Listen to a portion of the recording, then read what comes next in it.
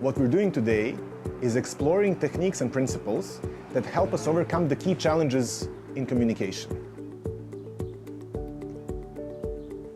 How do I choose the most important information that I want to share with the other person, especially if I have only 10 seconds to do so?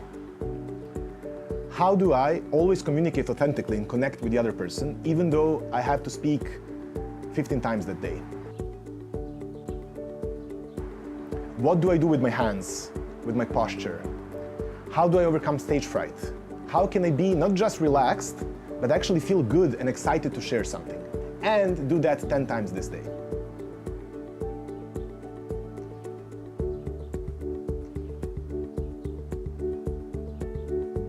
All of this we explore through very concrete techniques that the mentors and mentees will use not only today, but will learn how to implement them in the weeks and months and years to come.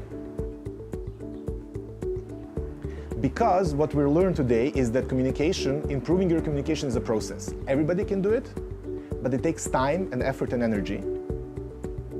But if you put that energy and effort, you will grow as a person who can communicate their ideas better.